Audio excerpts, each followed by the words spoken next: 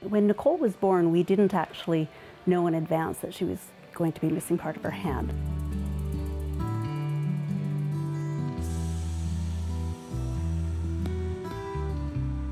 It was 6 a.m. that morning when she was born, and the doctor and the nurse whisked her away. And I'm a nurse, so I knew the staff, and so they brought her all bundled up and said, "Oh, there's just something that we need to tell you." And so then they showed, and all we could think was she was beautiful. I just remember thinking we were so lucky to have her, and that wasn't going to be a setback for her.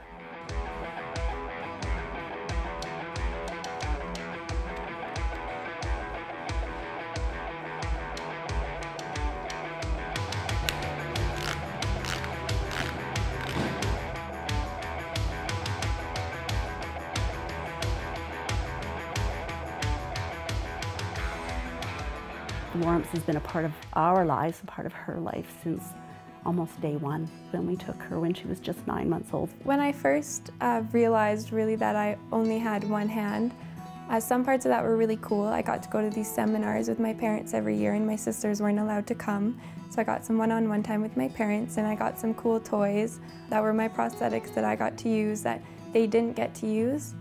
There were other times though when I felt unlucky to be an amputee.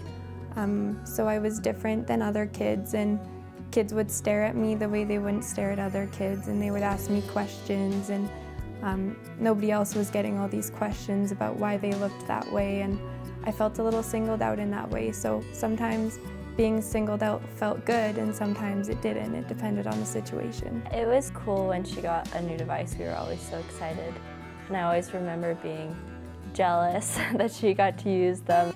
And when she went to the CHAMP seminars, me and my older sister were always jealous that she got to go, and we always wanted to go with them. All ready? You have to be able to put everything down. The Warhamps had support each step along the way, so they have a starting school program. So in the preschool years, they sent us a kit of resources to say, this has helped other kids in the past. These are things that can help. Go and talk to the teacher in advance. Let them meet your child. Do presentations to the class, because all those little kids have questions. So she did a presentation to her class, and it included things like a lace tying contest. So she and a boy and a girl from her class, we put a sock over their hands, and we said, "Okay, tie your shoes." And so it really opened the eyes of the other children to say, wow, look what she can do. I can't do this. That was a very emotional day for me. I remember it. I was quite young. I was nervous to go stand in front of my peers and teach them about me. Even though it was hard for me to do that, it really benefited me in the long run, with people asking so many questions and helping them to understand and just treat me like one of the other kids. Nicole is our middle child. She has an older sister who's 2 years older and a younger sister 2 years younger.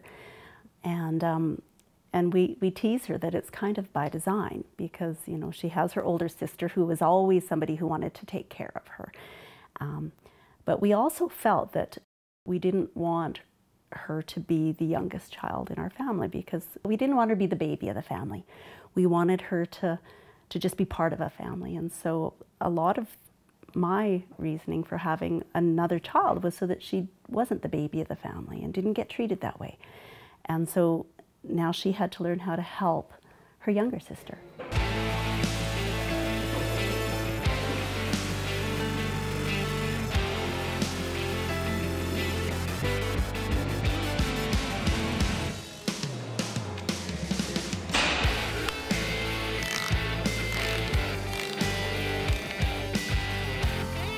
One of the biggest supports the Warhamps has given us is with financial assistance with her prosthetics. These devices aren't funded by the provincial government.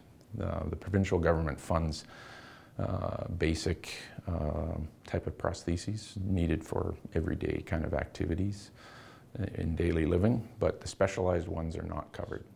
And that's where the Warhamps come in their CHAMPS program, helps to fund these devices. She's fortunate that all the things that she's really needed have been recreational. She doesn't need them for everyday feeding or walking, that sort of thing like some kids do.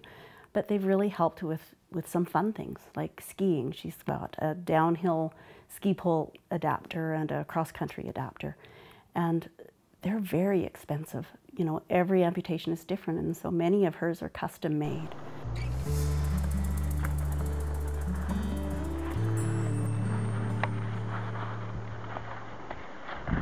Now that I'm older, I'm a junior counselor in the program, and I've really graduated from CHAMP, but when I go back to the seminars, it's about giving back. So all the older CHAMPs that helped me when I was growing up, learning how to deal with issues, I'm that CHAMP for younger CHAMPs now. It almost brings me to tears. Like, I'm just so proud of her and what she's done, in spite of her disability, but also because of her disability.